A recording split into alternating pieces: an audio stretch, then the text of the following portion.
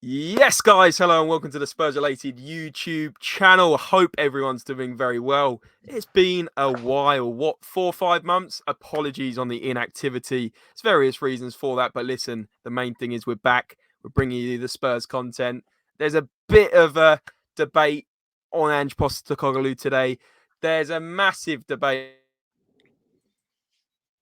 on how Spurs are doing, guys, in the comments. So let me know how you're doing and let me know your thoughts on the latest. But it is an absolute pleasure to be joined back with a fantastic panel for you guys tonight. We have, of course, got Wacko Jacko from Wacko Jacko Land with his brand new fancy mic. Jack, how are you doing, mate?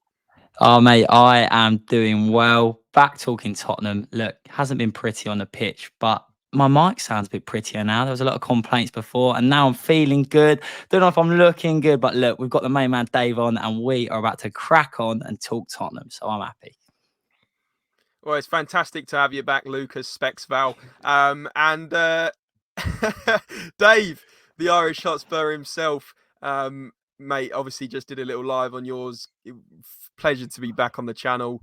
First YouTube channel I've been on for 4 months and just had to dust mic off. So anyway, how are you doing, mate? Good to see you.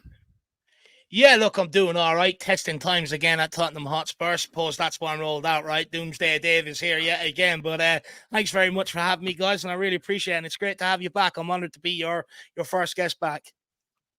And it's an absolute honor to have you back, mate. And guys, like I said, if you are buzzing for us to be back, please smash the like button. Comment your thoughts on everything Spurs related, if you pardon the pun, recently.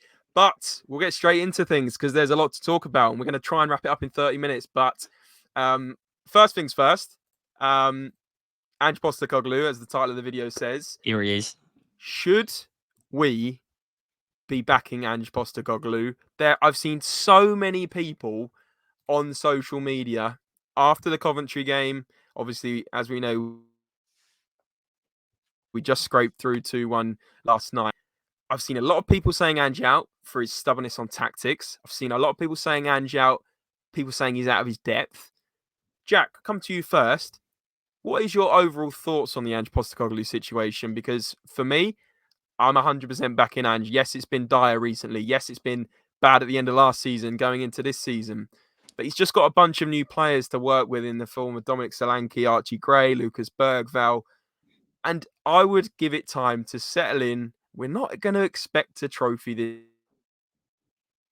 this year. I mean, he's saying he's put pressure on himself, which we'll get into as well. But what are your thoughts on the Postecoglou situation, just quickly, Jack?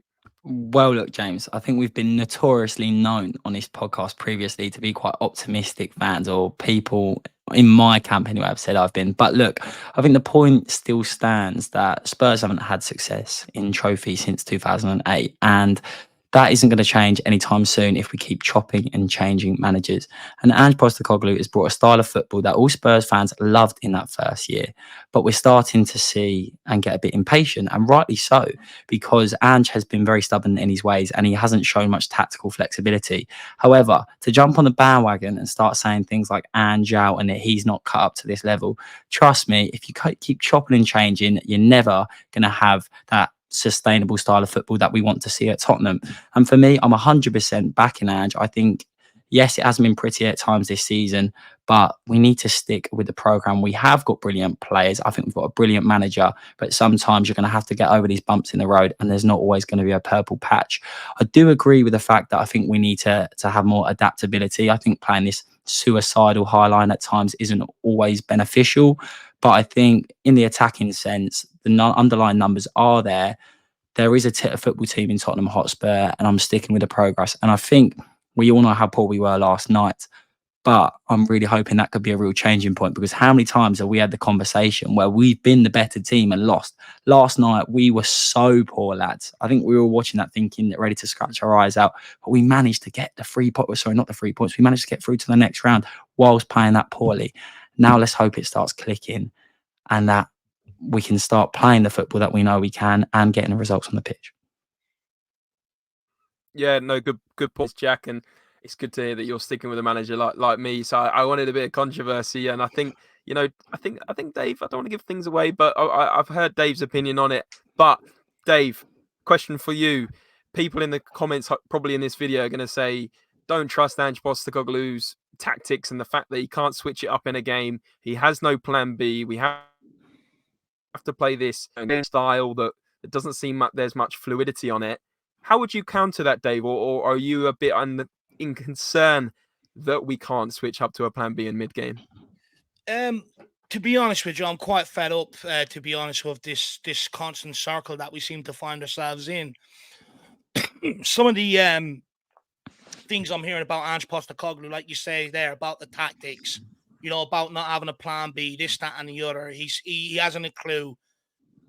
I heard the same under Jose Mourinho, the same under Nuno, the same under Conte. And I'm at the point, you know, are our expectations or our demands maybe too much on these managers to instantly come in and, you know, deliver success? Because, look, as a fan base, I absolutely love the appetite for trophies, right? I absolutely love that appetite. And I do, to a degree, think we have employed managers over the years with that same appetite, like a Jose Mourinho, like a Conte, and even Postecoglou. You know, he talks about winning trophies.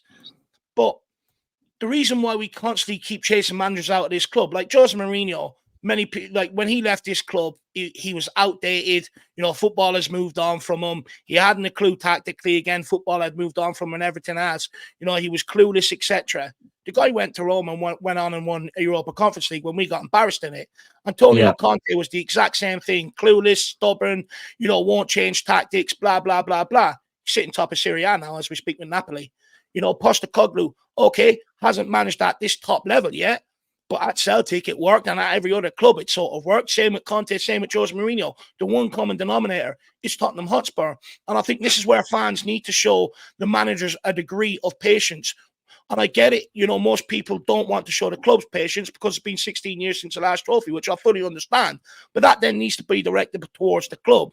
Where I think Postecoglou there should be a bit of understanding is we don't make the managers' jobs any easy here. You know, we'll do enough to try and help them just to sort of sustain us at a certain level, but we never really kick on in the transfer markets to really give them what they need to pull it on again the next season to the next level. And I think Postecoglou is, and again, another victim of that. You look at Jose Mourinho and the players that he's used to. He's going to a failing club and going, this is what I need to make it work. And they're turning around to him and going, well, no, not quite. We're going to do it our way. This is what you're getting. Make it work.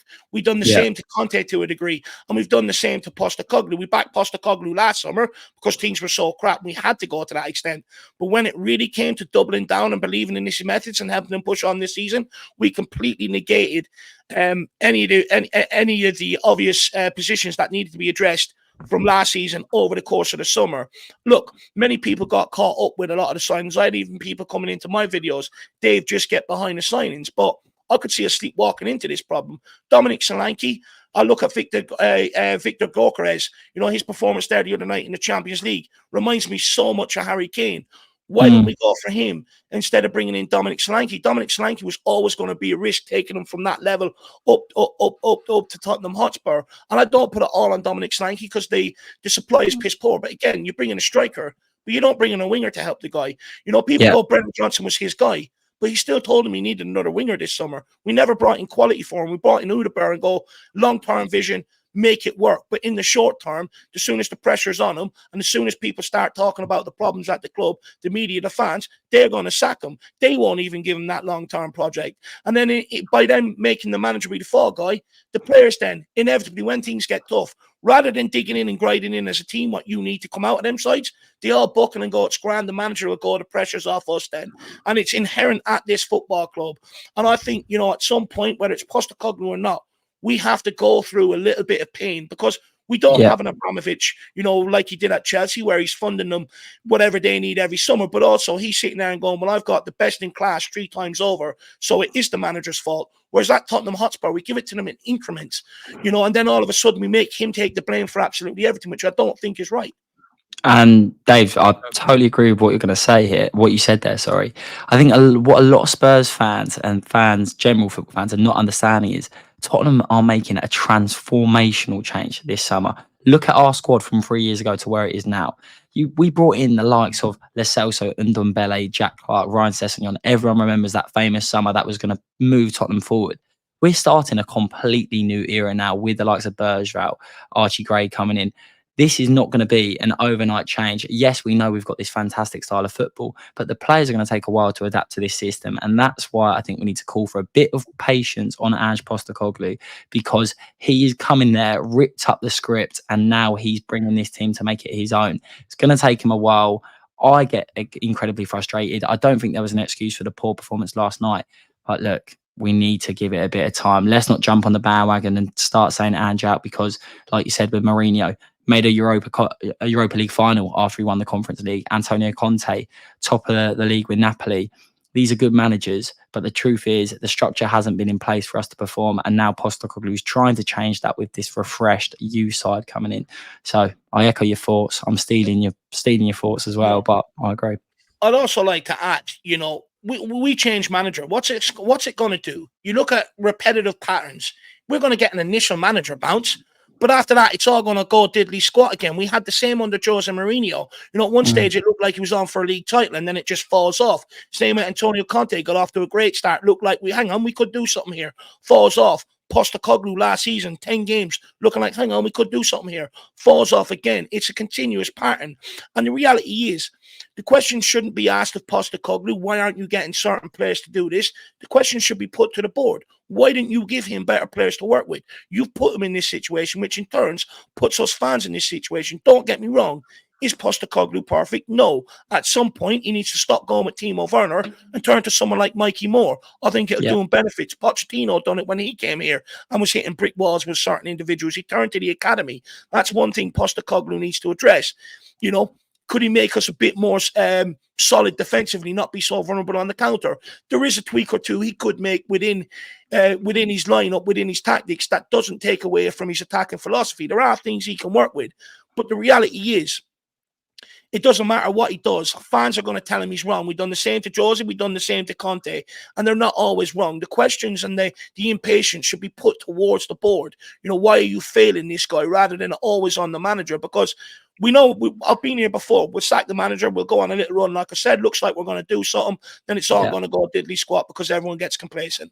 I'll ask you, Dave, and I'll ask you, James, at the same time. Do you think Levy has started to recognise that he's made these mistakes in the past? We all know with Pochettino, we had a team capable of winning the league, capable for competing for trophies, but we didn't do the fine-tuning when we needed to. We probably had the first 11, but we didn't have the players to bring off the bench.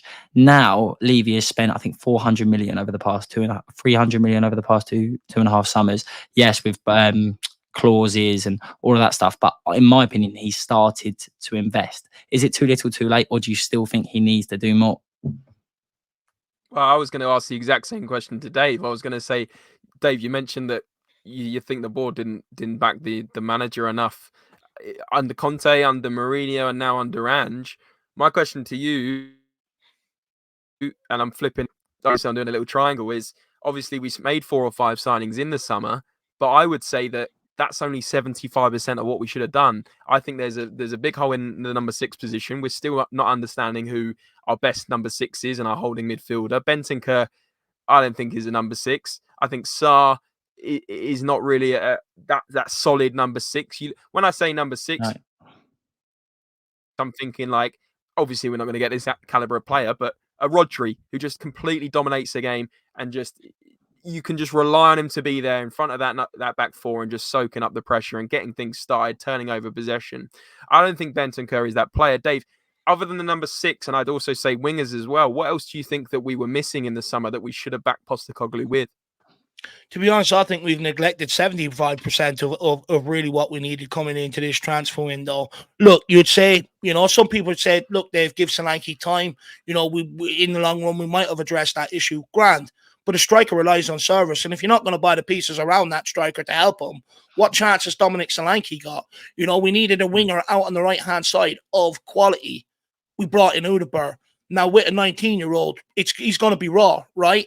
But we're coming in here because of the expectations of someone like James Maddison saying he wants to win his trophy and Postecoglou. We're expecting a 19-year-old to come in here and deliver that consistency of a 26, of a 27-year-old already of proven quality. It's never going to happen. We let ourselves down there. Bringing in Timo Werner, we brought him in as a gamble last January. It didn't work out. He didn't answer the questions of many fans' concerns in terms of end product, assists and goals. but we doubled down and bring him back in. And what we ended up doing was hampering ourselves in the market. We're paying him 185 grand a week. Chiesa came on the market near the end. Kingsley Coman came up for loan near the end, but we couldn't go for them because we already committed to Timo Werner.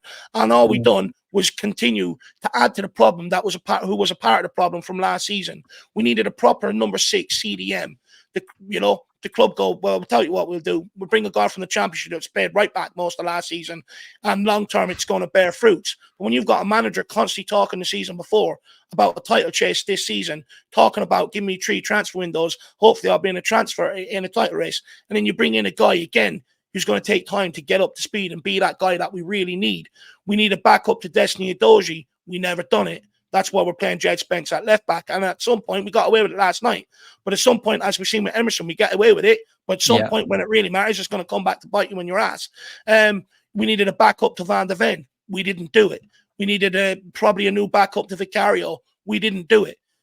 So and most importantly, we needed to bring leaders into this team. We didn't do it. That's one of our biggest problems. And one thing that will fail, Ange, is that leadership. I understand why he picked the likes of Son, Madison, Romero, because they're senior players within the squad, but they don't have that natural inner leader in them on the pitch when things go wrong. At set pieces, the reason why we concede so many is because you don't have anyone there barking orders, being responsible for people, and it's an absolute killer, and the board has absolutely failed Postecoglou. And don't get me wrong, I'm not sitting here moaning about the money. They spend money, even on the Steve Hitchen they're pissed about with 400 million, but it's what we're spending on.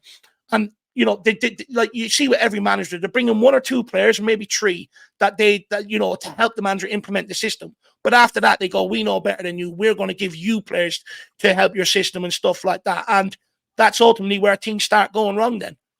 I do agree. And I think the problem with Tottenham in recent years is we've brought in players that are slightly exciting the fans. They're getting us believing that we're going to push out that boat like we've seen Chelsea do, where they really go all guns out blazing. But the problem with Tottenham is they're not willing to go that extra mile to really add the finishing touches. Like we can't get everything in one summer. It's always a process. It's always get behind the project. It's not Football Manager. You can't change it. But sometimes there's got to be a point where you really roll the dice. You put all your chips on black and you say, right, we think you're the man. Let's bring in a Pedro Neto. Let's bring in an Eze to complement a striker like a Solanke.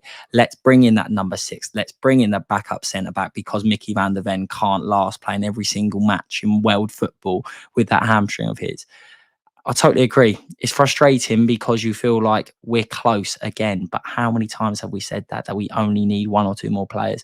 And that's where it's got to change. That's why already this January, we managed to get through yesterday in the League Cup. Imagine we're still in all those competitions past January. Are we going to address that centre-half issue? Are we going to get a backup left-back? Are we really going to push that boat out and realise James Maddison, albeit I think he had a fantastic cameo last night, he's not doing the creative stuff that he needs to support Solanke? Are we going to go and trigger the release clause of Eze or pay close to that to guarantee him?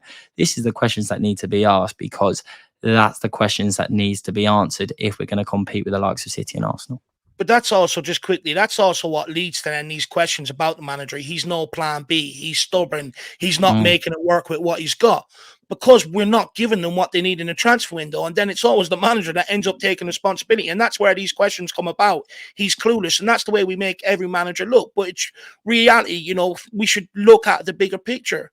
Put the frustrations on the board, put the pressures on the board, put the demands on the board, not on the manager. And if we're going to operate the way we do and give the manager things in increments, I think us fans have to be a little bit smart and go, okay, so it's obviously going to take him a little bit time, compared to other clubs who are getting it straight away. So that's where the patience then comes in, right?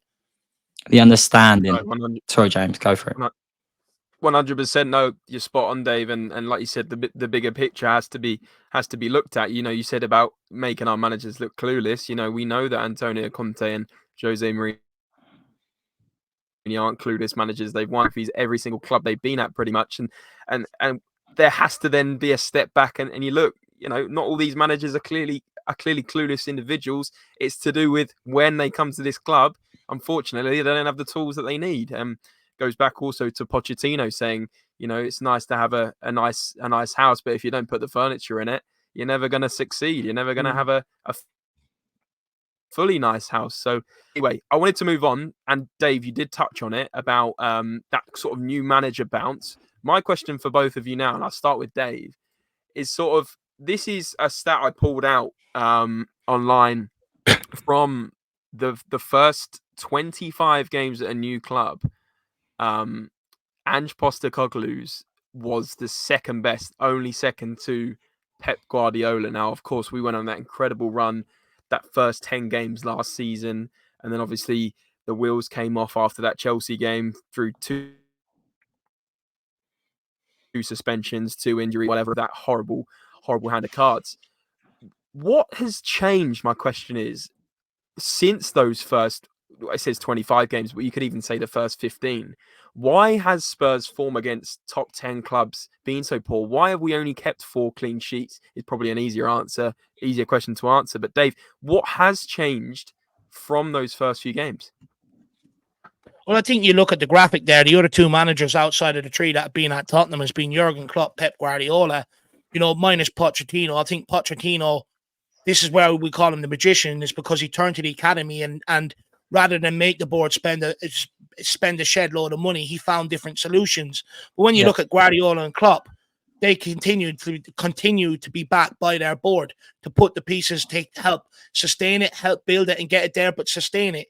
You look at us, we go so far, we pull the reins in, and then ultimately it goes tits up. Whereas if you actually continue to back it, which proven they come in here initially prove that they can get it going, we pull away and we start saying we know best, this is the way we want to operate, blah, blah, blah. And therein lies your problem for me. That absolutely says everything I need to know.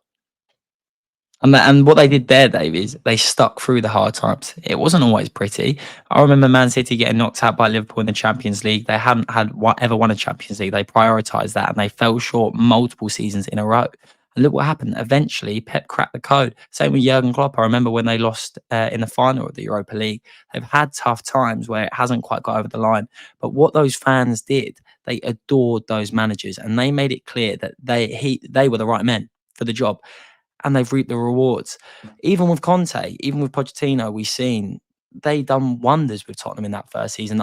I'm never going to hold Conte or Mourinho in the same ilk of Maurizio Pochettino, because Maurizio Pochettino loved that club and he did it with very little tools. I think Conte and Mourinho come in with an arrogance where they potentially deserve that reputation, where they needed the financial backing and threw their toys out the pram a tiny bit. But Ange Postecoglou definitely hasn't. He's definitely said from the first day that he believes he can change this club around. He says he's proud to be a Tottenham Hotspur manager. And this is where we need to right the wrongs that we've done in the past and start investing, whether it's gradually, but make sure you do it, because look, no more of this chopping and changing, like we said, Dave, and appreciate what we've got while we've got it. And you also look at Jose Mourinho and Conte and Postecoglou and Pochettino as well. Is with Jose Mourinho and Conte, you have to ask the question. They're defensive managers, but they had the worst defense to work with and a world-class forward line. You go to Postecoglou now. He's an attacking manager. He's got great defenders to work with, but he's got an absolute putrid forward line. Yeah. Why are the club doing this to these managers? It's like they see the philosophy and we'll go, well, we'll give you the opposite of really what you need. It's absolutely mind-boggling. It really is mind-boggling.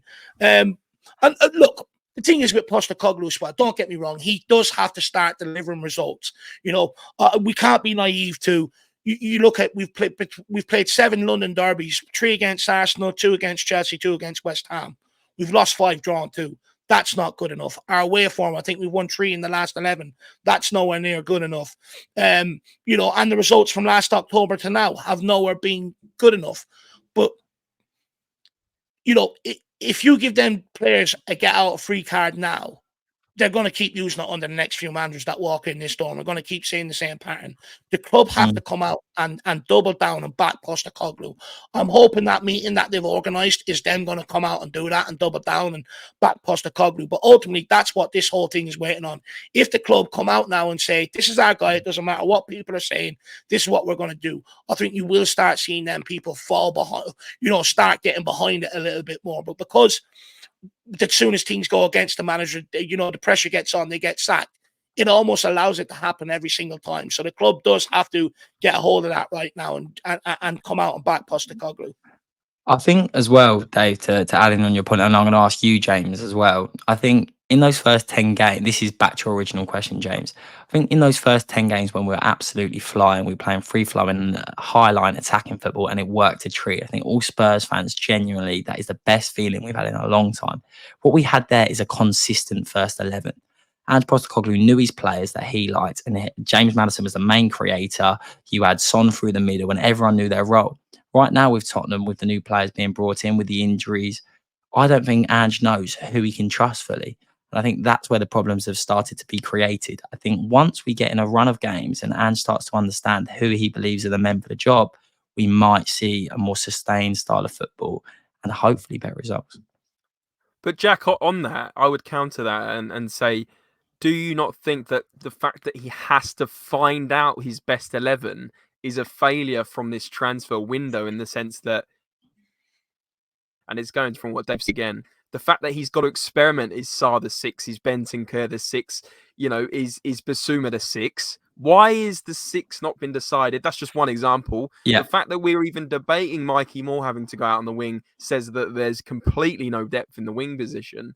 And then the fact I think that we're there's even depth, but debating there's if Son, lack of but we're even quality. debating if Son is a left winger or a striker still in 2024, blows my mind as well. So, like, do you not think that we then haven't signed the players we should have done in the summer? Yeah, I think we've put square pegs in round holes. Like that's the problem, really. Like you said, we haven't got the depth. You're right, we haven't got the depth because we haven't got the quality. We've got loads of players that we can put on, but realistically, we all want Timo Werner to be a good player. It's just not up to the standard. Yes, he drives with the ball. I thought for the first 10 minutes he was all right yesterday.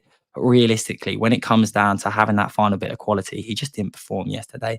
And that's why I agree. We need to see the likes of Mikey Moore. Mikey Moore was being touted by the likes of Real Madrid, Manchester City, Chelsea. Everyone wanted to get their hands on him. He's probably been promised a bit of game time. And yesterday, we could all see he could change the game as much as anyone on that pitch. And we need to see him. He's a Tottenham Academy product. Pochettino eventually did it when he had to, and I hope Ange recognises yesterday that you've got a bit of quality there. Let's put him on. He's not going to do worse, that's for sure. So you might as well give him a few minutes. But yeah, I agree, James. I don't think we've addressed the problems fully. I think regarding the 6 as well, I think Ange believes that we can play like 2 attacking. We don't even need a 6. I saw a quote where he believes that Basuma and Maddison and Kulusevski can win the ball back high enough, where he doesn't believe in that Rodri, Paulinho type of player. I'm not in that camp, to be honest. I think I've always. That's why we're getting countered. That's why I agree, but that's also Jack, because that's why we're getting also not. counterattacked. I totally agree. I'm the one that advocated multiple times on this channel, on our Instagram, that I think we need that 6. I said that 2 years ago. I always didn't think Hojbjerg was going to be that man. But the problem is, if you're really going to back Postecoglou's style of football, then if you don't think we need a 6, then get an 8 that's going to win the ball back. Matt O'Reilly was someone who he absolutely loved at Celtic, and now he's moved to Brighton, who we all know have a fantastic recruitment team. So I just think we're speaking about Bergeron and Gray being the men in the future, but we probably haven't addressed the problems right this very second. But like I said, I'm chopping and changing because I do believe in the project, but it is incredibly frustrating when you want it now, and all us fans do. Exactly. Let's flip back to Dave on another slide. Dave, we've obviously mentioned the form since last October. I think this was a quote from someone, a journalist at BBC Sport. They're saying that he did not lose any of his first 10 matches, and he won most of them. But far from that point, they have played 32 Premier League games, won 13, lost 14, and drawn 5. They've taken 44 points from a possible 96 and kept 4 clean sheets. This is a form of a mid-table team. Do you believe that we're actually playing like a mid-table team at the moment, Dave? And what are your top 2 or 3 concerns about the way we're playing? My biggest concern is the quality in the forward line. Look, Postecoglou's system, it dominates teams. It gets us into the final third. And, we look at Brennan Johnson, we look at Timo Werner, and, you can make the case they might do well under another manager. If we were playing counter-attacking football, they've all that space to run into. But the reality is, the way I see it is, if they're getting the ball in the opposition half deep in the final third and they can't do anything with it there, what are they going to be able to do for us in a counter-attacking system when you're asking them to do it from a much deeper position? The creativity is our biggest problem. Possession-wise, we play like a top team, but we're just so boring and so passive in possession, and I firmly believe Like, you look at Christian Romero, how many times does he ignore Brennan Johnson with the ball? And that's why, ultimately a lot of the football becomes boring, because you've got players who don't want to pass to individuals out there because even they don't believe that they're going to do anything with it and stuff like that. So, the creativity overall is a huge problem, but we didn't do anything over the summer to help address that problem. And look, the whole problem overall is just, twofold at Tottenham Hotspur. When we go to fill out the squad, we look at them as a backup player, like Timo Werner. He'll be a good backup. But, we're looking at it wrong. We should be bringing in players that are going to create competition, not just accept that they're a backup role, And then, again, the business we don't do. You're asking Postecoglou, like last season, we speak about the first 10 games. But since then 10 games, he's had to put square pegs in round holes for most of last season. Coming into this season, he's having to put square pegs in round holes yet again. And that's our biggest problem, and it's going to take any manager a bit of time to figure it out, try and get a bit of confidence and stuff like that. Don't get me wrong. The form is nowhere near good enough for a club like Tottenham Hotspur. But, I was seeing similar stats when Conte was getting sacked, making the case to sack Jose Mourinho and stuff like that. Again, we can sit here and make these managers look clueless. We can say they're not good enough for Tottenham Hotspur, but it only seems to be Tottenham Hotspur they're not good enough for, yet we don't win anything they do. Exactly. There's a common denominator here, isn't there? Absolutely well said. Jack, anything to add on this? No, I think Dave's absolutely spot on. If you look at Pochettino, he in his second season come third, and in his first 4 matches, he got 4 points. So we don't need to be too reactionary. I've seen it plenty of times before. Arsenal under Arteta, he was being called for the sack. I think they were in the bottom 3 in the first 5 matches. They completely changed their season around. And then I think second half of the season, they were like second in the form table. So as football fans, we all have a natural tendency to be reactionary. But at the same time, we've identified Postecoglou as the right man. We believe in what he's done. We've seen what he's done with the players he's had to work with. It's going to take a while. It's not going to be easy. But as long as we're seeing changes and a style of, in my opinion, Manchester United under Eric Ten Hag, how long's he been there? I haven't seen anything from Ten Hag that says he's created a sustainable style of football. With Postecoglou, I know what he wants to do. Yes, it hasn't been good enough this season so far, but we're always going to be on the front foot looking to win the ball back high enough. I think if we can start getting a bit of rhythm back, a bit of flow in our play, we could start seeing the results again. That's what we need. When we were frightening is when we won the ball back straight away and each player knew their position and they knew that the tempo had to be quick. Maddison on the half turned straight away, punched the ball to the wings. We looked to cut back and Son was on fire. Recently, we've been slow and stagnant when we win the ball back. Players don't know where they need to be. But I'm sure if Maddison and Kulusevski, who in my opinion, Kulusevski could be a real key player this season. I think he's been absolute dynamite. I think he changed the game yesterday when he came on. If Maddison and Kulusevski play centrally this season and they start to get that quick style of play, that fluid tempo that we've seen before, I think we could really change it around. And obviously, we know Solanke is going to need to start scoring goals, but he hasn't had the support around him. So let's just hope we find that style of play again. We have that quick tempo. And I think we could be in for a good season. But look, you know me, I'm going to be optimistic because why wouldn't I be? Optimistic Jacko, as always. No, really good points. And absolutely see what you're saying about Arteta as well. Arsenal backed him, didn't they? They were properly down the table at one point, and people, half the Arsenal fan base were calling for his head, if you remember. And now look at them. And he had to make a transformational change. He had to get rid of the likes of Gwen Doozy, David Luiz. He had a load of rubbish like we did, and it took him a while. It didn't come straight away. They missed out on top 4 against Tottenham. And Gary Neville was saying after the season when we picked them, he was like, Spurs, I just see keep going up. Arsenal, I don't know where they go from here. Look what Arteta did the next season. Nearly won the league with Arsenal. It's not going to always be sunshine and rainbows. But if you've got a manager that believes in his players and is willing to stick by the club, then look, that's gold dust in itself. Absolutely. Final point then, guys. We've talked a lot about Ange Postecoglou, obviously. We've talked about not having enough quality in the squad through potentially, the club not backing the manager enough. But Dave, what did you think of this interview by Postecoglou, where he was asked, about potentially, do you think Spurs will win a trophy this season?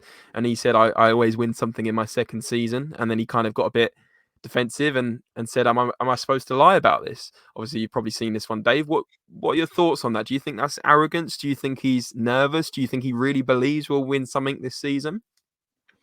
No, I just laugh at the clown show that we're in, to be brutally honest, when I hear that. You know, most fans go at Tottenham Hotspur, we want to win a trophy. We want a manager that's going to take us there. But then when a manager has belief or says what he wants to do, all of a sudden we go, no, you're deluded. And this and there, it shows the huge job that he has. You know, we contradict ourselves almost at the point. When we had Conte and Jose Mourinho, they're constantly telling us why we couldn't achieve and constantly bemoaning their luck. You know, we can't achieve because of this. We can't achieve because of that. But we've got a guy that's sitting there and going, no, look, I want to win trophies. I usually win in my second season. You know, and I'm telling the fans, I want you to believe in this, you know, but this is where I want to take this project. And we go, no, you're deluded. You're never going to win anything. The media then also, Tottenham need to win a trophy to really kick on and get that hoodoo off the back. But then they also pile on the manager and go, he's deluded when he says this sort of stuff, blow it up way out of proportion. You know, you got owners that sit there and go, we want to win trophies, but they're never fully back the guy. And this just goes there, right? It shows me the enormity of the job that a manager has to come in. He has to, you know, get a media that's waiting for him to fail, a fan base is that waiting for him to fail, and the owners that's waiting for him to fail. You know, he has to try and get all them on board and believing. I actually find it refreshing that a manager sitting here saying, this is the outcome, this is what I want to do, and I want you to believe in it, rather than being told you shouldn't believe in it because of this, because of that. Ultimately, them managers tend to be correct, but I'm a bloody fan at the end of the day, and I want them dreams, I want them hopes, and he's not crushing them. And I think, look, don't get me wrong, there's things he needs to fix, but I don't think he's the whole problem. I think, you know, the fact that we sit there and laugh and go, he's deluded and everything else, but then we sit there and we moan, that's what we want. We'll sit there and say that's what we want in our next appointment. So it's beggars belief, to be honest with you. I think it's impossible. It doesn't matter what he says. It really does not matter what the guy says. It doesn't matter what any manager says. People are going to tell him he's wrong. Yeah, spot on. And I think what was refreshing last year, and all the Spurs fans were in agreement of that. He was like, when we were flying, he said, let the fans dream. If they believe they can win a trophy, if they believe they can win the league, then who am I to tell them they can't? And as soon as he started putting on a bad run of form, and he's still believing in his principles and what he brings to the table, everyone's climbing onto him and saying you're stupid. But realistically, you've got to practice what you preach. And he believes, give him time and let him have it. Let's be honest, he's been a bit snappy with the media recently because they haven't been giving him this Australian bloke's come to the Premier League and he's tore it apart. He's gone for a red patch. He's not playing his best football and people are piling on to him. But look, it's refreshing to see that he believes in his principle, he believes in his methods, and he's not going to let anyone tell him otherwise. So that's what we said. We've got a manager that backs the club, backs his players, and that's what we can ask for. Yep, absolutely agree. Absolutely love it. I've been quite vocal on Twitter and saying I think we need to back the manager and get behind Ange. There's a lot of negativity. There'll be a lot of negativity in these comments, I'm sure. I'm looking forward to reading them and welcoming people back to the Spurs related channel, the Spurs relatables, as Jack and I like to call them. It'll be great to hear your thoughts in the comments below. Please do make sure you go, obviously, if you haven't already, and check out Dave's channel. The link will be in the title of the video. Just click over and sub to the Irish Hotspur. Jack and Dave do a great job over there. And yeah, fan shows. Dave, I'll let you take the mic away on this one. What can people find on the Irish Hotspur? Yes, basically, we're just a fan. Yeah, basically, we're just a fan channel. You know, to keep it fresh, we try to do different bits of content to do with Tottenham. Not always, the debate shows and stuff. We try to do different things to break it up a little bit. So if that's your style and you like what I have to say here, get over and subscribe. Even if you don't like what I have to say, get over and subscribe and come in the comments and I'll have that conversation with you. There you go. Love it, yeah. Guys, go and saw 70, 80, 90% of you already do subscribe today, but even if there's 1, 2, 3 of you that haven't, please get over there and sub to the Irish. And just quickly, but go on. If there's any of my lot that's come over here, smash the subscribe button here.